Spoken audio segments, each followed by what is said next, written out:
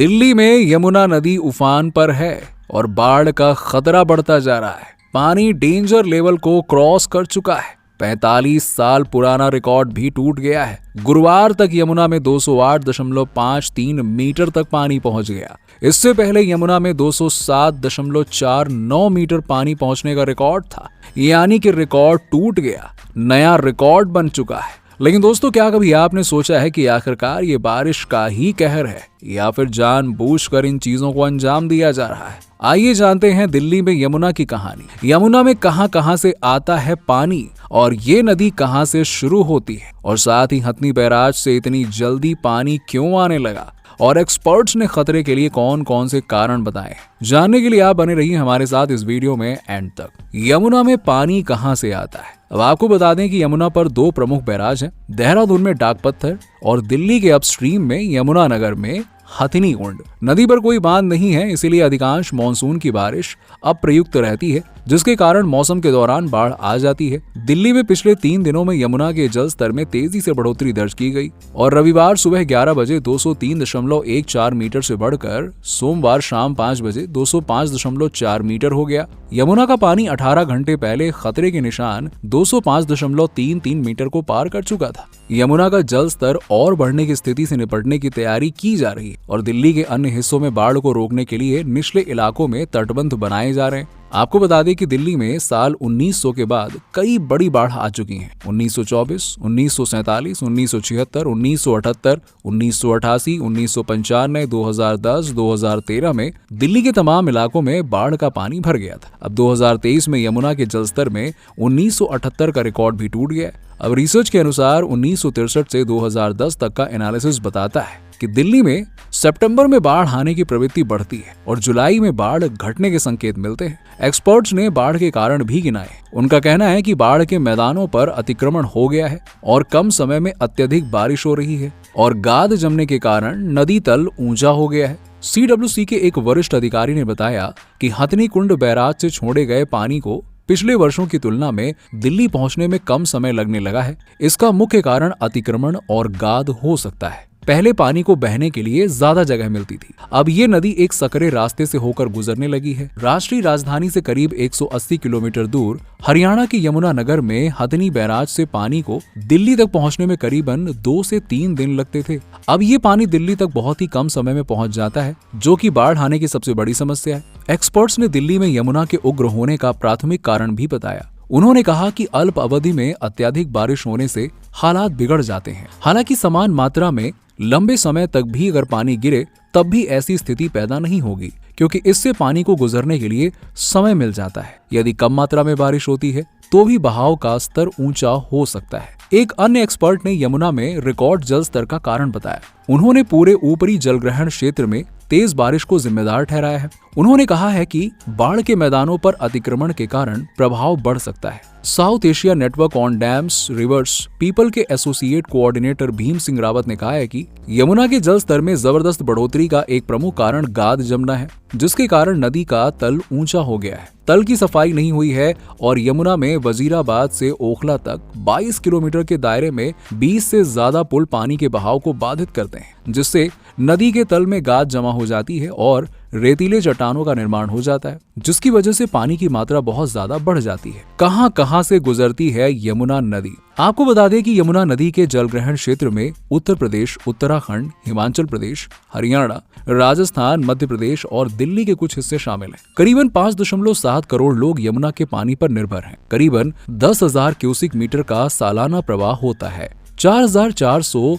CUM का उपयोग होता है। दिल्ली की जल आपूर्ति का 70% से ज्यादा हिस्सा यमुना नदी से ही पूरा होता है। अभी बाढ़ आने से यमुना बाजार के 32 घाट की पहली मंजिल पूरी तरह से डूब गई है। यमुना के निचले इलाके में बसे बेला गांव, राजघाट के पास कंचनपुरी और दूसरी बस्तियों में रहने वाले लोग भी बाढ़ की चपेट में हैं। कश्मीरी गेट के मोंस्टी मार्केट, रिंग रोड, यमुना घाट, यमुना बाजार इलाके में बाढ़ का पानी पहुंच गया है और निचले इलाके की गलियों में घुटनों तक पानी बह रहा है। कश्मीरी गेट में गौशाला में यमुना नदी का पानी घुस गया है। ITO पर छठ घाट पानी में पूरी तरह से डूब गया है। यमुना नदी से सटे इलाके बहुत ही संवेदनशील हैं और इन इलाकों में करीबन 41,000 लोग रहते हैं। नोएडा में यमुना किनारे भी बाढ़ आई है और करीबन 10 फीट तक पानी भर गया है। सेक्टर 135 में यमुना किनारे इलाका जलमग्न हो गया और बाढ़ में फंसे बच्चे, औरतें और बुजुर्गों तक बुधवार शाम से भोजन नहीं पहुंच सका। गुरुवार को इन बच्चों और महिलाओं को रेस्क्यू किया गया था। चलिए बात करते हैं हथनी कुंड बैराज की कहानी के बारे में। दिल्ली में मानसूनी बारिश के बीच में हथनी कुंड बैराज भी चर्चा में है। दरअसल इस बैराज से आने वाला पानी ही दिल्ली के लिए एक खतरा बन जाता है और बाढ़ आ जाती है। वैसे तो ये बैराज दिल्ली से करीबन 200 किलोमीटर की दूरी पर है, लेकिन इस बैराज से दिल्ली तक पानी पहुंचने में ज्यादा देर नहीं लगती है। पहले यमुना नगर से दिल्ली तक बैराज का पानी पहुंचने में 3 दिन का समय लगता था। अब एक्सपर्ट्स का कहना है कि अब ये समय कम हो गया है। हरियाणा के यमुनानगर जिले में हथनी कुंड बैराज साल 1996 में तैयार हुआ था। बैराज की लंबाई 360 मीटर है और अब गेटों की संख्या बढ़कर 8 हो गई है। बैराज की क्षमता 10 लाख क्यूसेक पानी के भराव की है और ये बैराज यमुना नदी के पानी का बंटवारा भी करता है। दिल्ली में 60% पानी की आपूर्ति हथनी कुंड बैराज से होती है और बैराज से दिल्ली के बीच एक तरफ यमुनानगर, करनाल और पानीपत है तो दूसरी तरफ यूपी में सहारनपुर, शामली और बागपत का कुछ हिस्सा आता है। इसके बाद पानी दिल्ली में यमुना में पहुंचता है। यमुना नदी पर इस बैराज का सिंचाई के उद्देश्य से निर्माण किया गया था और ये बैराज हिमाचल में ऊपरी इलाकों से आने वाले पानी को कंट्रोल करता है। बैराज का पानी सिंचाई में उपयोग होता है, आसपास के गांवों को बाढ़ के खतरे से बचाता है और जब भी बैराज में पानी बढ़ता है तो इसे छोड़ना ही पड़ता है। मानसूनी बारिश के दौरान बैराज से लाखों क्यूसेक पानी को छोड़ा जाता है और ये पानी दिल्ली में बाढ़ का खतरा बढ़ा देता है और अब भी यही हुआ है। साल 1999 में इस बैराज का उद्घाटन हुआ और 3 साल बाद 2002 से बैराज ने काम करना शुरू कर दिया। ये बैराज जिस जगह पे बना है उसका नाम हथनी कुंड है, इसीलिए बैराज को यही नाम दिया गया है। 9 जुलाई को हथनी कुंड बैराज से यमुना नदी में 1,05,453 क्यूसेक पानी छोड़े जाने का रिकॉर्ड है। साथ ही आपको बता दें कि मौसम विभाग ने अगले 2 दिनों में उत्तराखंड और उत्तर प्रदेश में भारी बारिश का अलर्ट जारी किया हुआ है, जिससे नदियों में जलस्तर और बाढ़ आने की चिंता और ज्यादा बढ़ गई है। जम्मू कश्मीर, हिमाचल प्रदेश, पंजाब और हरियाणा में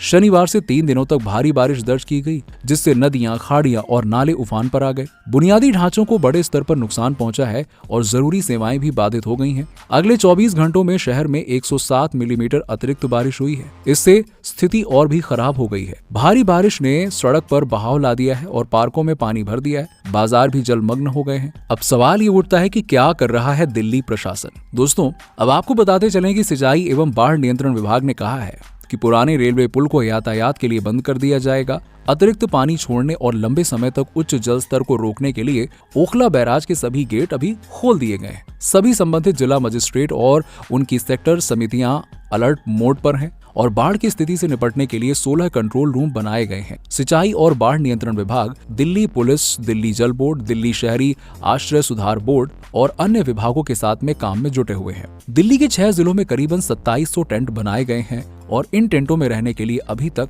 27,000 लोगों ने रजिस्ट्रेशन किया हुआ है। इस समय राजघाट DTC डिपो में बने राहत शिविरों में 126 लोग रह रहे हैं और ईस्ट डिस्ट्रिक्ट में सबसे ज्यादा लगभग 1700 टेंट, तो नॉर्थ ईस्ट और साउथ में 150 से 200 टेंट लगाए गए हैं। राहत और बचाव कार्य के लिए 45 नावों को तैयार किया गया और साथ ही अक्षरधाम, गुलमोहर पार्क, चिल्ला से NH24 तक, DND से निजामुद्दीन फ्लाईओवर और यमुना बैंक से ITO पुल तक बने राहत शिविरों में भी लोगों को शिफ्ट किया गया है। नोएडा दिल्ली लिंक रोड पर भी राहत शिविर लगाए गए हैं और खादर की झुग्गियों से करीबन 27,000 लोगों को राहत शिविरों में शिफ्ट किया गया है। तो दोस्तों, अब देखना ये बाकी है कि आखिरकार यमुना नदी अपना कितना कहर दिखाती है। आज की वीडियो में फिलहाल इतना ही। अगर आपको हमारी वीडियो अच्छी लगी हो तो हमें नीचे कमेंट सेक्शन में कमेंट करके जरूर बताइएगा और साथ ही इसी तरह की इंटरेस्टिंग वीडियोस के लिए हमारे चैनल को सब्सक्राइब करना बिल्कुल ना भूलें। मिलते हैं आपसे